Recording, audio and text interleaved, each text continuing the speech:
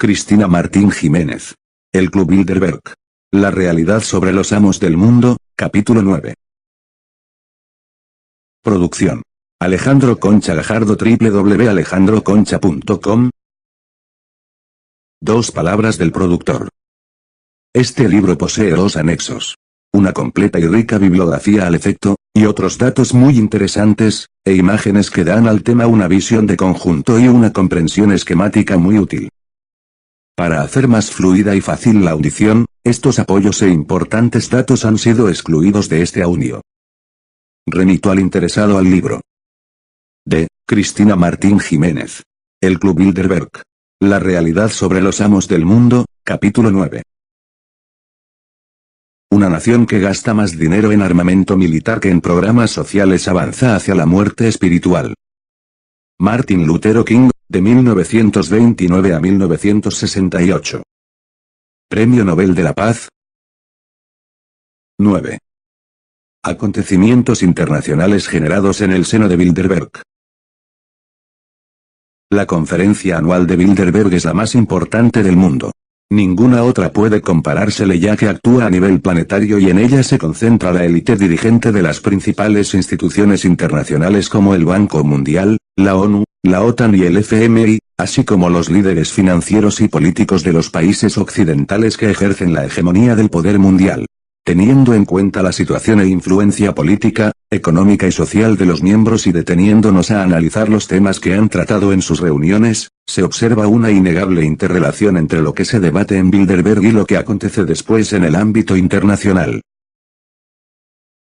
La enumeración de los asuntos presentes en las agendas de trabajo del club se convierte en una relevante prueba de que éste funciona como un gobierno mundial invisible.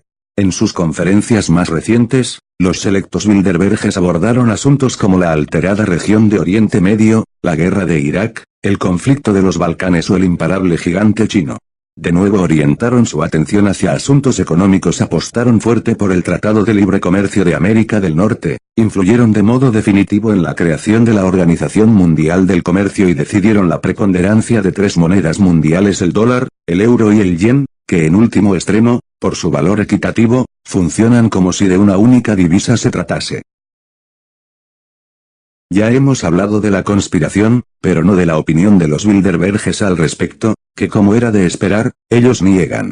Quienes detentan el poder global no se consideran conspiradores porque estiman, por un lado, que su modo de actuar es la mejor manera de hacer las cosas, la correcta y la única. Y por otro, tanto sus intereses personales como los beneficios de poder y materiales que obtienen le llevan a actuar así.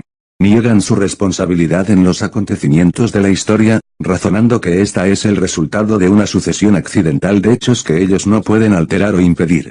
El historiador Gary Allen manifiesta al respecto. Creemos que un gran número de los acontecimientos mundiales más importantes que han determinado el destino de la humanidad, ocurren porque alguien lo ha planeado así. Si nos atuviéramos simplemente a estadísticas, la mitad de los acontecimientos que afectan al bienestar de la nación norteamericana deberían ser buenos para ella. Si se tratara de simple incompetencia, nuestros líderes deberían de cometer un error a nuestro favor de vez en cuando. Pero en realidad, no nos las estamos viendo con coincidencia o estupidez, sino que más bien se trata de planificación y genialidad. El periodista inglés John Johnson, autor del libro Them Adventures with Extremists, consiguió que Denny Healey, exministro de Economía y de Defensa del Reino Unido, le confesara lo que nunca ningún Bilderberg había reconocido jamás. Decir que nos esforzábamos por un único gobierno del mundo es exagerado, pero no es enteramente injusto. Nosotros en Bilderberg sentíamos que no podíamos continuar luchando el uno contra el otro para siempre y matar a la gente y dejar a millones sin hogar. Así que sentíamos que una sola comunidad en todo el mundo sería una buena cosa. Bilderberg continuó y es una manera de reunir a políticos, industriales, financieros y periodistas. La política también debe implicar a los que no son políticos. Hacemos un esfuerzo especial para conseguir políticos más jóvenes que, obviamente, están ascendiendo, traerlos junto con expertos financieros e industriales que le ofrecen palabras sabias. Esto aumenta la ocasión de tener una política global sensible. ¿Lo que hacen ustedes no es una conspiración mundial?, le preguntó Ronson. Tonterías, gruñó el exministro. Nunca he oído una cosa así. Esto no es una conspiración. Es el mundo. Es la manera en que se hacen las cosas. Y por cierto, absolutamente acertada. Early agregó. Pero le diré algo. Si los extremistas y los líderes de grupos militares creen que Bilderberg está ahí fuera para derrumbarlos, entonces tienen razón. Estamos contra el fundamentalismo islámico, por ejemplo, porque está contra la democracia. Es significativo que Ali dijera que los Bilderberg se unieron para frenar la guerra entre ellos porque no expresó nada acerca de hacer o no la guerra contra los demás. Ellos han generado las luchas que azotan el mundo desde comienzos del siglo XX y, además, Ali fue precisamente quien dijo: lo que pasa en el mundo no sucede por accidente, hay quienes se encargan de que ocurra. La mayor parte de las cuestiones nacionales o relativas al comercio están dirigidas por los que tienen el dinero. Algunos se mantendrán incrédulos ante tanta revelación, pero tengan en cuenta que no son solo periodistas independientes los que critican la autoridad de la organización más poderosa del mundo. También el Corporate European Observatory, uno de los centros de investigación más relevantes sobre las políticas liberales, destacó en una de sus publicaciones del año 2000 que es cierto que Bilderberg no emite mandatos de modo formal, pero sí consigue plasmar un consenso entre la élite política, económica y de los medios de comunicación. Lo mismo, pero con distintas palabras. El prestigioso investigador americano Jim Marros sentencia: en plena era industrial, científica y nuclear, la vida en un sistema democrático, al igual que en una sociedad totalitaria, está determinada por un puñado de hombres. Los expertos, tanto los analistas políticos como los sociólogos, pese a las diferencias en sus enfoques del estudio de poderes en los Estados Unidos, están de acuerdo en que las decisiones clave, políticas, económicas y sociales son tomadas por una selecta minoría. El presidente del club, Etienne Davignon, afirma: cuando la gente dice que somos el gobierno secreto del mundo, respondo que si eso fuera cierto deberíamos estar dolorosamente avergonzados de nosotros mismos. A continuación, vamos a recordarles los motivos que, en el caso de que tengan conciencia, no deberían permitirles dormir tranquilos. La dramática función de América Latina. Recordemos que en el origen del Club Bilderberg el enemigo necesario era el comunismo. En aquellos momentos este término englobaba a toda doctrina contraria a la de los vencedores. Por ello, como señala el investigador Noam Chomsky, los pueblos que se resistieron al imperialismo capitalista fueron considerados defensores de un nacionalismo hereje que debía ser aplastado y se le incluyó en la denominada órbita comunista. En 1955, un grupo de estudio de alto nivel alineado a los objetivos de Bilderberg arguyó que la amenaza fundamental de las potencias comunistas era su negativa a cumplir con su papel de servicio consistente en complementar las economías de Occidente. Este fue uno de los motivos que indujo a la guerra de Vietnam. El que las naciones fueran independientes de la galaxia anglosajona constituiría un peligroso ejemplo que podría extenderse por todo el mundo. Y para los planes de los Bilderberges eso era impensable porque destruiría el ideario de un único gobierno mundial que venía fraguándose desde el siglo XIX. Había que actuar porque la amenaza real no procedía de los países soviéticos, aunque así lo señalara la propaganda de la época, sino de la resistencia popular antifascista, sus ideales democráticos y su petición en masa de mejoras sociales.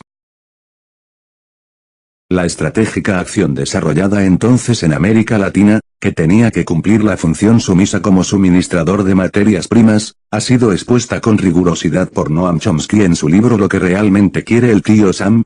En él nos vamos a basar para la siguiente exposición de los brutales acontecimientos que asolaron el Nuevo Mundo y que hoy día siguen teniendo una repercusión nefasta que lo mantiene atado al subdesarrollo pese a las privilegiadas riquezas que posee su vasto territorio. Por ello, los movimientos populistas que se han extendido recientemente por Latinoamérica, cuyos máximos representantes son Evo Morales, Hugo Chávez o Lula da Silva, tienen una razón de ser que se hunde en la historia aunque no por ello legitima su sistema. Chile y el golpe de estado de la compañía. En los años 70, Salvador Allende acudió a la sede de las Naciones Unidas para pronunciar su famoso y emotivo discurso, en el que habló acerca de la existencia de un conflicto frontal entre los pueblos y las compañías transnacionales que no dependen de ningún Estado y que constituyen un gran peligro para los pueblos. El presidente concluyó diciendo que pese a todo, los valores de la humanidad no podrán ser destruidos. El socialismo de Allende, que además era masón, gran maestre de la Gran Logia de Chile, había expropiado sus tierras a los latifundistas poniéndolas en manos de los campesinos pobres. Por este tipo de medidas, el presidente se había convertido en la principal obsesión del secretario de Estado de Estados Unidos, Henry Kissinger, que había llevado la situación hasta las reuniones de Bilderberg. El entonces embajador estadounidense en Chile, Edward Corry, recordaba en un reciente documental cómo se enervaba Kissinger al referirse a Allende. Golpeaba su puño contra la mano y gritaba que iba a destruirlo, que iba a hundirlo económicamente. Lo llamaba hijo de puta, cabrón.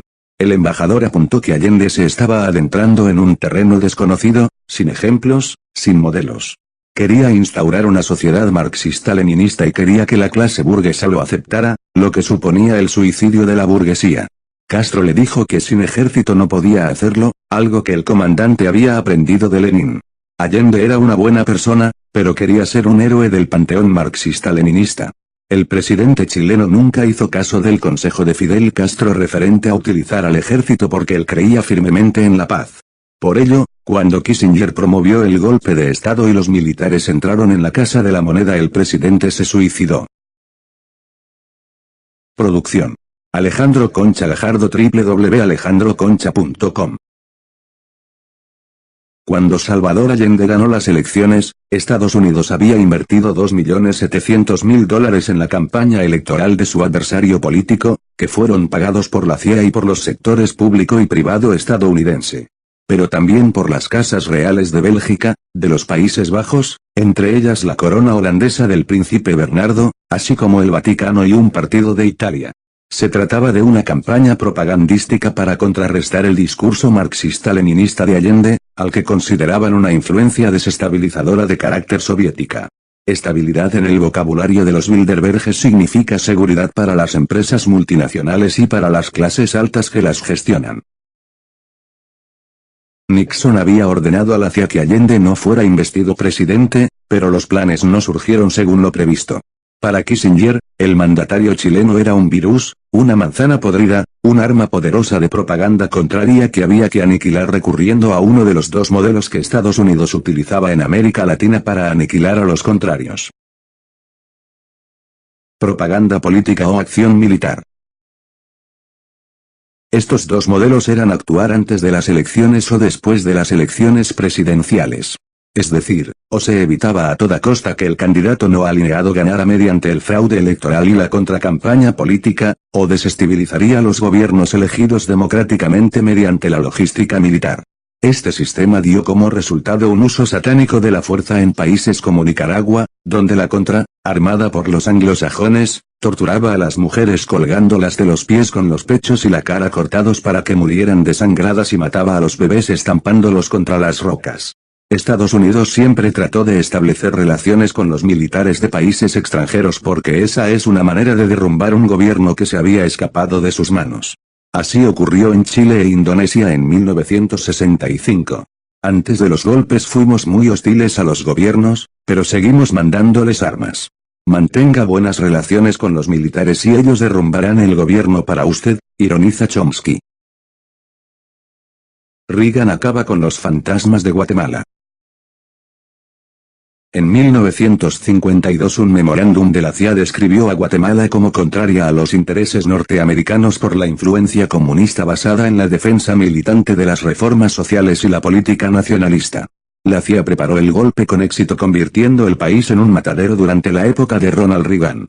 En 1988 la presión ejercida contra el diario La Época, contrario a los Estados Unidos, provocó su desaparición al sufrir un atentado terrorista. Uno de sus periodistas, Julio Godoy, afirmó tiempo después: se tiene la tentación de creer que alguien en la Casa Blanca rinde culto a los dioses aztecas con la ofrenda de sangre centroamericana. La tercera opción. El bloqueo. También Brasil sufrió la misma suerte por un motivo similar. La administración de Kennedy dispuso las vías para el golpe militar de 1964. Y Argentina, Honduras y Cuba. Ningún país se salvó porque cuando las medidas militares fallaron se pasó a la tercera opción, el bloqueo, que privaba y sigue privando a la población de los alimentos básicos. Desde la revolución bolchevique de 1917 hasta el colapso de los gobiernos comunistas en Europa Oriental a finales de los años 80 era posible justificar todo ataque como una defensa contra la amenaza soviética. Los líderes militares edificaron estados corruptos de inspiración neonazi con represiones civiles, torturas y ejecuciones que han regado de sangre y atraso el territorio latinoamericano gracias a la labor conspiradora de los sumos sacerdotes del capitalismo. En febrero de 1980, el arzobispo de El Salvador, Oscar Romero, escribió al presidente Jimmy Carter para rogarle que no enviase más ayuda militar al gobierno de Roberto D. Wilson porque agudizaría la injusticia y la represión contra las organizaciones populares que luchan por el respeto de sus derechos humanos más básicos. Una semana después, mientras oficiaba misa, el arzobispo fue asesinado. En El Salvador, los niños eran apartados de sus familias y sometidos a un riguroso entrenamiento militar nazi que los adoctrinaba para las brutales matanzas que solían desarrollarse con rituales sexuales y satánicos. Panamá. Un paraíso narcotizado. En 1981 el presidente de Panamá, Omar Torrijos, muere en un accidente aéreo atribuido al aparato de inteligencia de la CIA y al coronel Manuel Antonio Noriega, quien 2 años después se hacía con la jefatura del país. Noriega, criminal narcotraficante, mientras estuvo sirviendo a los intereses de Estados Unidos y Europa continuó incluido en la nómina de la compañía. Pero cuando los globalistas decidieron que se estaba tornando peligroso, le atribuyeron aspiraciones independentistas y lo acusaron de tráfico de drogas mientras imponían sanciones económicas al país. En 1988 activaron la maquinaria y de repente, después de un decenio sin prestar atención a lo que sucedía en Panamá, este se convirtió en asunto prioritario en la prensa internacional, que dedicó páginas y páginas a hablar de los crímenes a los derechos humanos cometidos por el maléfico coronel Noriega. El caso guarda una completa similitud con lo ocurrido en Irak y Saddam Hussein. En aquellos momentos en que Saddam era amigo de los globalistas, la prensa no denunciaba los abusos cometidos por el presidente iraquí, a pesar de que eran mucho más cruentos que los del panameño.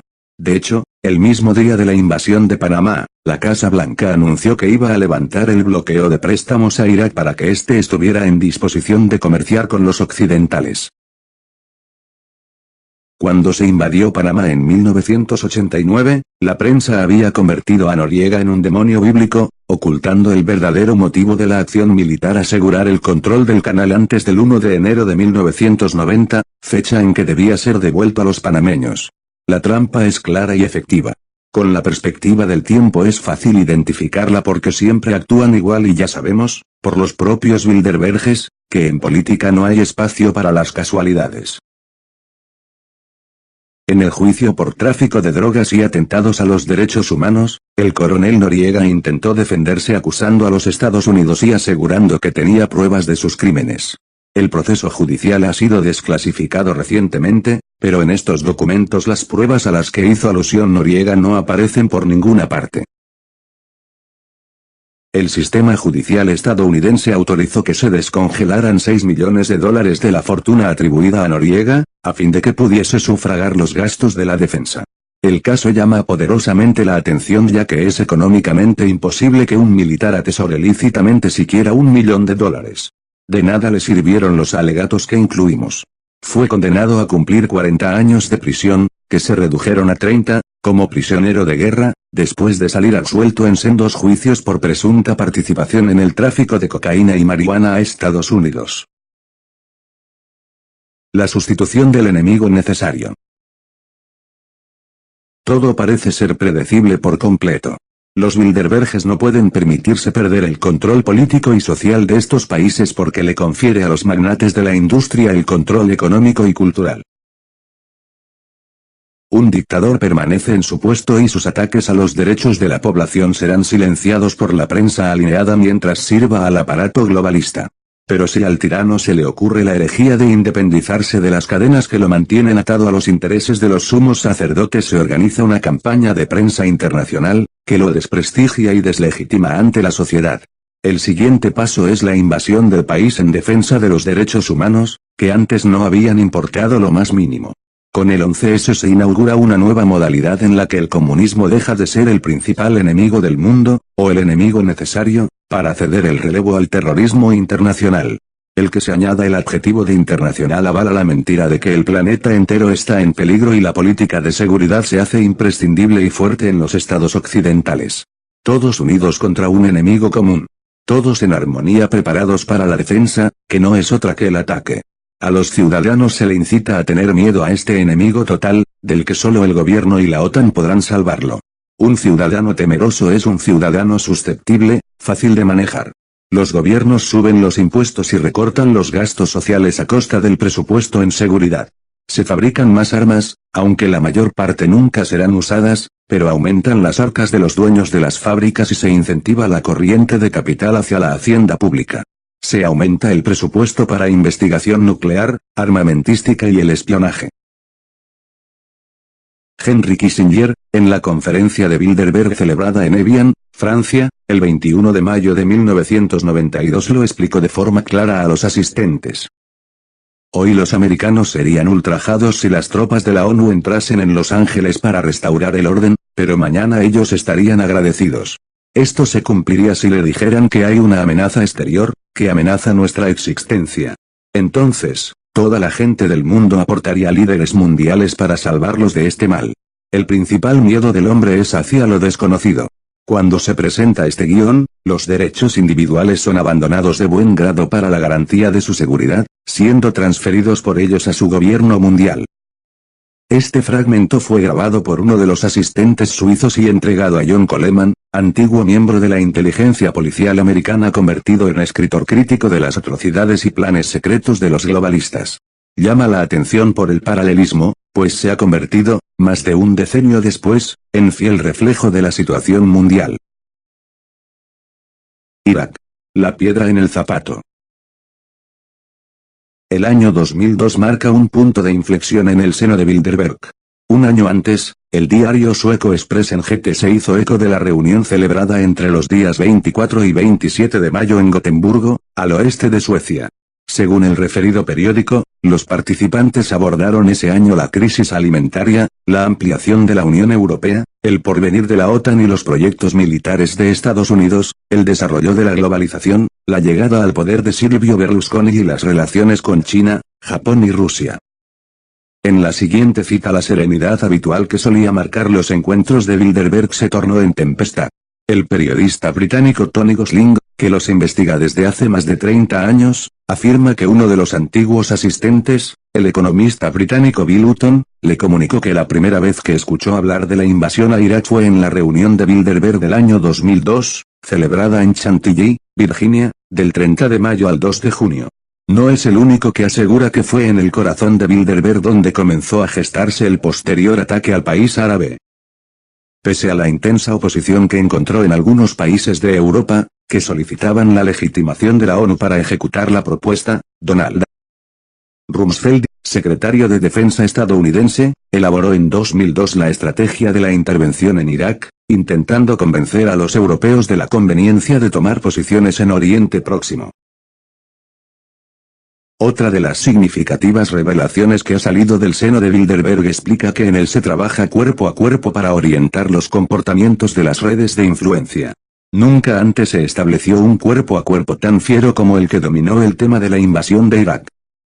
Se trata del asunto más inmediato que ha enfrentado a los Bilderberges bajo su propio tejado. Las escasas pero reveladoras filtraciones a la prensa acerca de lo tratado en la reunión de 2004, en Stresa, Italia, dejaron vislumbrar un incipiente malestar entre los miembros europeos a causa de la previa decisión unilateral de Estados Unidos de atacar el país. Según reveló solapadamente el comisario europeo Pascal Lamy, los enfrentamientos entre franceses y norteamericanos a propósito de la guerra en Irak fueron intensos. Y es que, un año antes, en Versalles, el ilustre Bilderberger Donald Rumsfeld afirmó ante un auditorio dividido por esta cuestión que no habría guerra. Esta disensión con la que el club se adentró en el siglo XXI molestó enormemente a los miembros más antiguos, a los fundadores vivos, ya que afecta al fin oficial para el que fue creado, el afianzamiento de las relaciones transatlánticas. Producción. Alejandro Concha Gajardo, www.alejandroconcha.com. La decisión de Estados Unidos de invadir Irak, aun contando con la desaprobación de una parte imprescindible de Europa liderada por Alemania y Francia, la vieja Europa, Podría encerrar una estrategia más profunda, la desvinculación de Norteamérica de cualquier acuerdo mundialista con el fin de afianzar y sobredimensionar su ya de por sí poderoso imperio. Pudo causar la disgregación del club y el afianzamiento del imperio norteamericano en detrimento de Europa. En aquel momento de ruptura, pese a los desplantes incluso, agravios verbales que tras la invasión de Irak dedicó Estados Unidos a algunos países europeos, sobre todo a Francia, Europa se resistió a devolver el golpe. Puede que considerara que en el fondo no le convenía un combate frente a frente contra el todopoderoso imperio americano. Contra los americanos no hay quien pueda. Los tejanos le cubren las espaldas. También hay que tener en cuenta que, según el informe World Trade in the 21st Century, el negocio mundial en el siglo XXI, elaborado por el Instituto Francés de Relaciones Internacionales, en el año 2050 el reparto de la economía mundial será solo del 12%, en comparación con el 20% actual. El análisis prevé un día del juicio final económico para el continente europeo. El reportaje concluyó que la ampliación de la Unión Europea no será suficiente para garantizar la igualdad con los Estados Unidos, la Unión Europea tendrá menos peso en el proceso de globalización y se predice un movimiento lento pero inexorable sobre la rampa de salida de la historia. Norteamérica mantendría su hegemonía tecnológica. Y la cada vez más importante China, incluida Taiwán, crecerá para responder a casi una cuarta parte de la economía mundial y la participación de negocio de la región Japón-Corea, junto con el yen, disminuirá bruscamente en importancia. Como es lógico, estas conclusiones no le agradaron a los miembros de Europa. Muy deprimente le expresó un Bilderberger attacker, desolador. Pocos días después de la reunión de Bilderberg de 2003, en Versalles, James Tucker publicó un artículo en American Free Press en el que reflejaba la coacción a la que el club estaba sometiendo a Bush por el desagrado con la política unilateral desarrollada por su administración. Desde Nixon, señalaba Tucker, todos los presidentes han participado en Bilderberg, pero nunca un presidente de Estados Unidos había estado bajo la presión del club como lo está ahora George Bush. Para un dirigente de los Estados Unidos es algo sin precedentes caer bajo el fuego hostil de Bilderberg. El grupo ha celebrado con sus participantes los constantes progresos hacia el gobierno del mundo, pero ha tenido una influencia directa sobre cada presidente desde Richard Nixon. Sin embargo, Bilderberg tendrá que hacer las paces con Bush, seguro. Texas es un importante bastión económico mundial. En el mismo artículo, Tucker hablaba de cinismo europeo al denunciar que desde Bilderberg se asignaron suculentos contratos para la reconstrucción de Irak a empresas dirigidas por miembros vinculados al club, como Kissinger Asociados, el gigante Bechtel, gobernado por George Shultz, o Kellogg Brown y Roth, manejada por Dick Cheney antes de ser vicepresidente de Estados Unidos. Los europeos son cínicos respecto a Estados Unidos al incitar a las Naciones Unidas a que aprueben que la coalición de los voluntarios controle el petróleo iraquí para beneficio de los iraquíes y a usar los ingresos para reconstruir lo que se ha destruido. Efectivamente, eso da el control de Irak a los Estados Unidos y a Gran Bretaña, con una propina para Polonia y España. Con el petróleo iraquí como punto destacado en la agenda, no fue una sorpresa que el presidente de British Petroleum, Peter Sutherland, asistiera a la conferencia de Versalles. Junto a él estuvieron, una vez más, la reina Beatriz de Holanda, la reina Sofía de España, el presidente de la Asamblea Nacional Francesa, Jean-Louis Debré, y David Rockefeller, como lo acreditan las fotos tomadas por varios periodistas a las puertas del Hotel Trianon Palace, el mismo lugar donde los vencidos alemanes recogieron en mano el Tratado de Versalles al término de la Primera Guerra Mundial. ¿El fin del consenso? Precisamente, las intensas discrepancias entre Estados Unidos y Francia convirtieron en un hecho más que noticiable la reunión celebrada cerca de París, pero la prensa volvió a dar la callada por respuesta. De nuevo, los artículos de James Tucker en AFP y de Tony Gosling en Subexite fueron de las pocas y más sobresalientes voces discordantes. Es en este contexto cismático cuando Dominique Moissy, el director adjunto del IFRI, Instituto Francés de Relaciones Internacionales, y uno de los observadores más competentes de la vida política francesa, resumió la situación con una frase sobria pero cargada de significación dentro de la terminología de los amos del mundo. Hoy día ya no hay consenso. El economista británico Bill Hutton había expresado en alguna ocasión: el consenso establecido es el telón de fondo contra el cual la política se hace mundial. Sin embargo, uno de los 4 fundadores de Bilderberg, Denis Yaeli, que luego llegó a convertirse en ministro de Trabajo británico, se ha empeñado en negar la política del consenso. No hay absolutamente nada de ello. Nunca intentamos alcanzar un consenso en los grandes asuntos en Bilderberg. Es simplemente un lugar para la discusión. Nosotros no le creemos, por supuesto. Él solo intentaba proteger a su criatura. Y es que hasta el conflicto de Irak, Bilderberg ha logrado la aprobación conjunta en todas sus decisiones internacionales, una conformidad fundada en el multilateralismo, es decir, con igualdad de influencia entre los poderosos del planeta. Otro de los investigadores anti-Bilderberg, cuyo nombre prefiere mantener en el anonimato por su propia seguridad personal, me contó durante una conversación que el poderoso grupo no va a permitir que Bush se vaya de rositas. Es seguro que ya han ideado el castigo que van a imponerle. Ya hemos comentado antes que no opinamos lo mismo. El escritor Paulo Coelho escribió. El ministro de Relaciones Exteriores de Francia, Dominique de Villepin, en su discurso contra la guerra, tuvo el honor de ser aplaudido en el plenario. Honor que, por lo que sé, solo había sucedido una vez en la historia de la ONU en ocasión de un discurso de Nelson Mandela. Gracias, señor Bush, por intentar dividir una Europa que lucha por su unificación, es una señal de alerta que no será ignorada. Stresa 2004. Sin embargo, en la reunión de Stresa, Italia, 3 a 6 de junio, de 2004, más allá del acaloramiento inicial provocado por las desavenencias de la guerra de Irak, los europeos, encabezados por Francia y Alemania, hicieron saber a la representación americana que deseaban dejar a un lado las diferencias a cambio de la promesa por parte de Estados Unidos de no invadir ningún otro país sin la orden manifiesta de la ONU. El ex jefe de la diplomacia francesa, Hubert Védrine, se ha mostrado partidario de cooperar sin dudarlo con unos Estados Unidos omnipresentes sin por ello renunciar a tener nuestras propias ideas sobre la organización del mundo. Es decir, ser amigos, aliados, pero no alineados. Antes de abandonar su puesto en 2002, subrayó la idea que Francia tenía de Estados Unidos. Tiene la tendencia a abordar asuntos globales unilateralmente, sin consultar a nadie. Esa no es nuestra visión del mundo, no es nuestra visión de las relaciones internacionales y no es nuestra visión de la globalización. Un año después, Condoleezza Rice, desplegando su seducción en una gira relámpago por Europa, en la que se excluyó la visita a España, eligió Francia para abogar por un acercamiento entre Europa y Washington. La herida parece cicatrizar, aunque las apariencias intenten convencernos de lo contrario. Una semana después, en la 41ª conferencia de Múnich sobre política de seguridad, el por entonces canciller Gerhard Schröder denunció que la OTAN ya no es el primer lugar en el que los socios transatlánticos discuten y coordinan sus estrategias. Aludiría directamente a Bilderberg. 50 aniversario.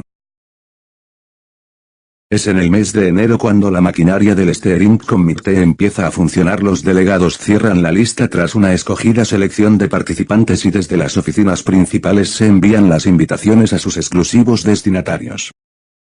En la reunión de 2004 en Stresa, el grupo celebró su 50 aniversario. Se convirtió en una fecha muy señalada no solo por el medio centenar de años cumplidos sino porque el azaroso destino quiso que esa fuera la última reunión a la que asistiera uno de sus más ilustres fundadores. El 1 de diciembre de 2004, el príncipe Bernardo de Holanda se despidió del mundo que tan afanosamente se dedicó a construir. El paso de los años, lejos de desgastar una alianza suscrita por miembros de distintos países, en la que ocasionalmente han conjugado ideas y necesidades enfrentadas, la ha fortalecido. Ello se debe a que se ha ido consiguiendo, desde el punto de vista general, los fines que el grupo se propuso en 1954: implantar un nuevo sistema mundial basado en el influjo de un planeta homogéneo y globalizado dirigido por una élite financiera e intelectual, una herencia sustancialmente platónica.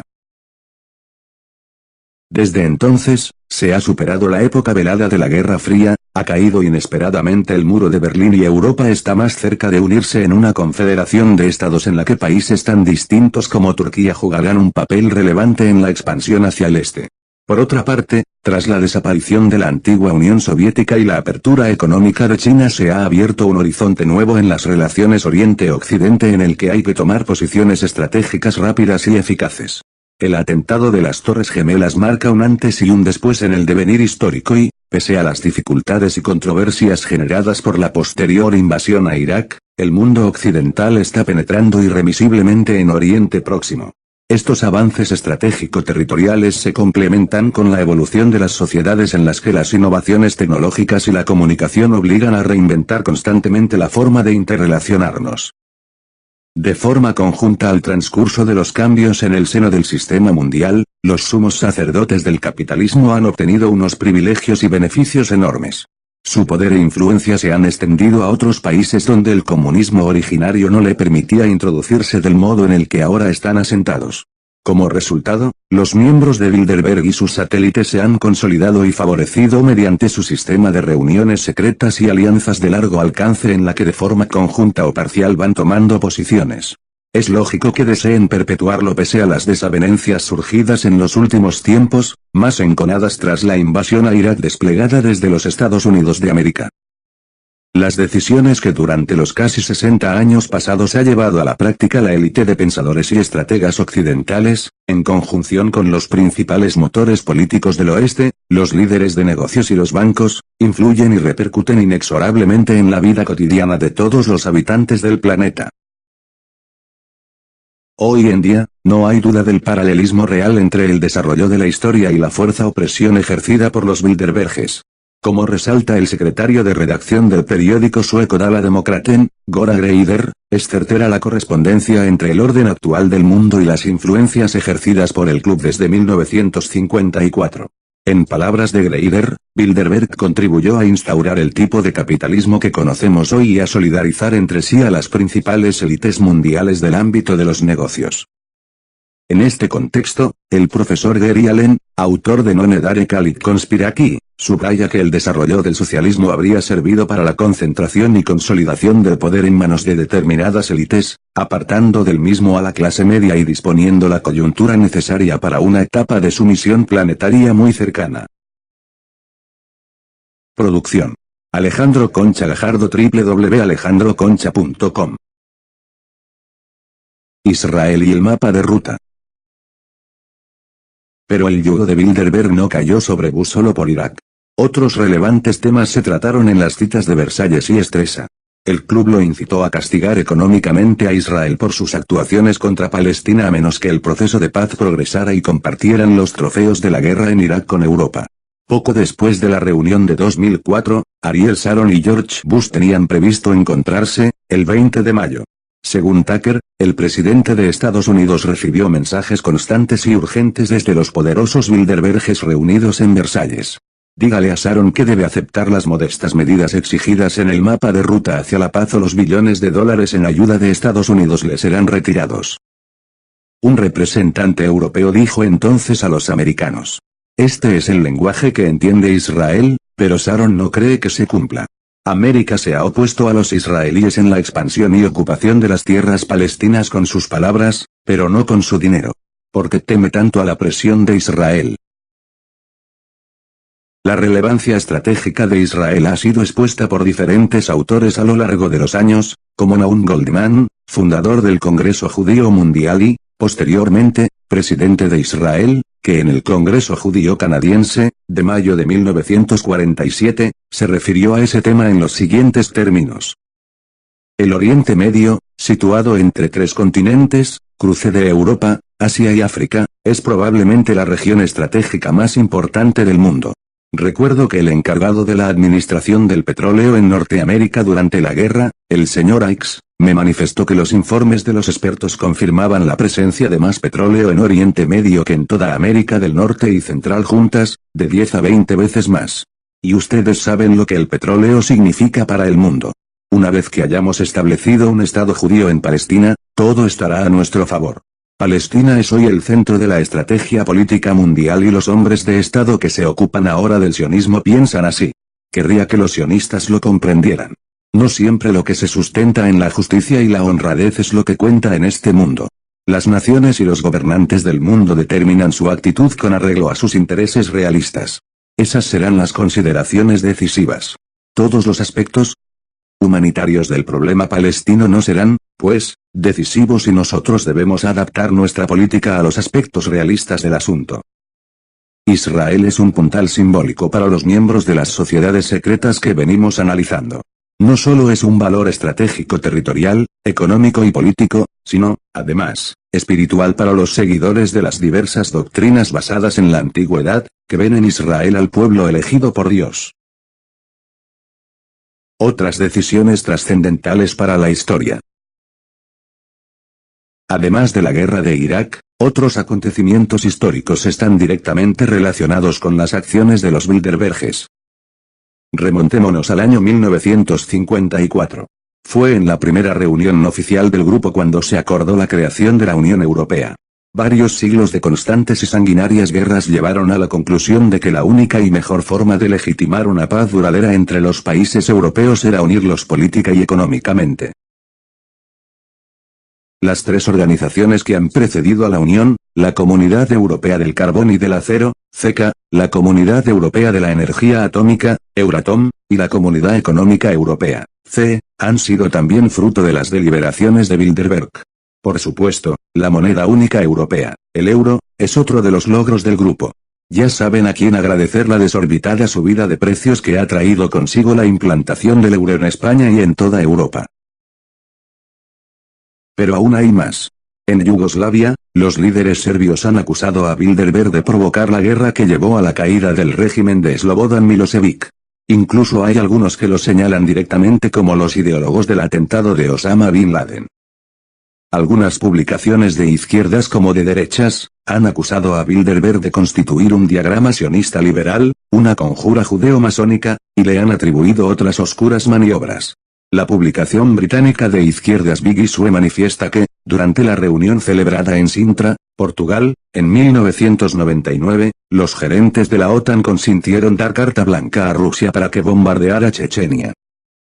Otros muchos detractores aseguran que en 1973 Bilderberg acordó aumentar el precio del petróleo en un 400%, que Kissinger preparó en su seno la guerra de Yom Kippur, Israel contra Egipto y Siria, y que fueron ellos los responsables de la planificación y coordinación de la guerra del Golfo Pérsico. El ejército único de la OTAN. Otro de los temas que vienen discutiendo desde hace tiempo y que se convirtió enseguida en uno de sus objetivos prioritarios es la creación de un ejército de las Naciones Unidas independiente de la OTAN.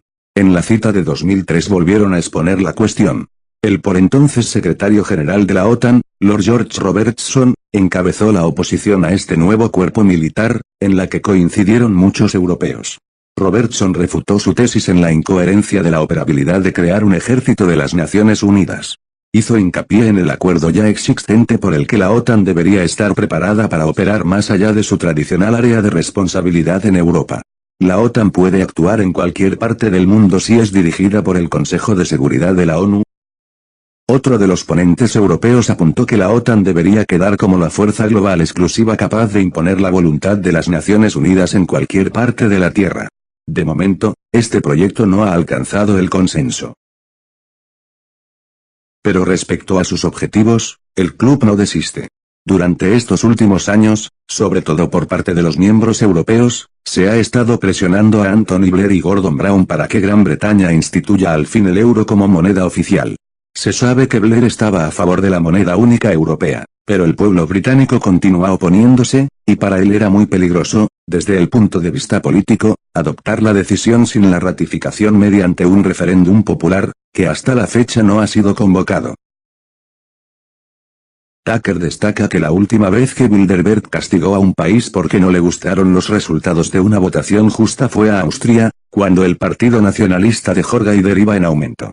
El gobierno austríaco formado en 2000 con la participación del bloque de Haider, tachado de xenófobo y neonazi, recibió sanciones económicas por parte de la Unión Europea. La ONU. El eminente doctor en Ciencias Económicas de la UAB y vicepresidente de Justicia y Pau, Arcadio Oliveres, apunta que los encargados de la financiación del club son distintos mecenas, entre los que destaca la familia Wallenberg, la principal fortuna de Suecia, gracias a ser accionista mayoritaria de las empresas Electrolux, Ericsson y ABB. Recordemos que para el profesor es bastante significativo que el exsecretario general de Naciones Unidas, Kofi Annan, casado con una de las hijas de Wallenberg, Nanela Hergren, fuera, antes de desarrollar su cargo, secretario de Bilderberg. Si partimos de la premisa de que la ONU se fundó para la defensa de los derechos humanos, con su famosa Carta de 1948, ¿en qué manos estamos? ¿Qué significa esta máscara? ¿En quién podemos confiar? Como ejemplo relevante, recordemos el grave escándalo en el que se vio envuelto Kofi Annan por culpa de su hijo cojo, fruto de su primer matrimonio con la nigeriana Titi Alakija. El joven díscolo, de 30 años de edad, está siendo investigado por su posible implicación en la supuesta corrupción de la empresa Cotecna del programa de la ONU Petróleo por Alimentos. Según concluyó una investigación dirigida por el Congreso de Estados Unidos, a través de este programa se han enriquecido altos cargos de la ONU y empresarios estadounidenses. A este enriquecimiento hay que unir el del ex vicepresidente Dick Cheney, quien desde el año 2000 ha cobrado casi $2 millones de la principal contratista en Irak, Halliburton. Pese a la hipocresía imperante en las relaciones internacionales y entre los gobiernos y los pueblos que dirigen, el profesor Oliveres incita a no cruzarnos de brazos. La gente está cambiando de actitud. Cuando sabe lo que ocurre, cambia. Por eso lo más importante es difundir este tipo de informaciones, que la gente sepa quién está decidiendo, quién es Kofi Annan y por qué decide unas cosas y no otras. Bilderberg ha llevado a su agenda todos los acontecimientos mundiales desde el año 1954. Y para cada uno de ellos ha diseñado una respuesta estratégica y una política de acción integral. 30 años después de comenzar su particular cruzada, James Tucker asegura: es cierto que Bilderberg existe y no están jugando a las cartas allí dentro. Sin duda, Bilderberg rompe el patrón convencional de cualquiera. Todos los acontecimientos generados por el gobierno mundial, algunos de los cuales hemos analizado escuetamente en este capítulo, ha impulsado a Noam Chomsky a sentenciar. Pienso, hablando legalmente, que hay una razón muy sólida para enjuiciar a todo presidente norteamericano desde la Segunda Guerra Mundial. Todos han sido flancos criminales o han estado involucrados en serios crímenes de guerra. Apoyamos sin fisuras su instancia. De Cristina Martín Jiménez. El Club Bilderberg. La realidad sobre los amos del mundo, capítulo 9. Fin del capítulo. Producción: Alejandro Concha Gajardo, www.alejandroconcha.com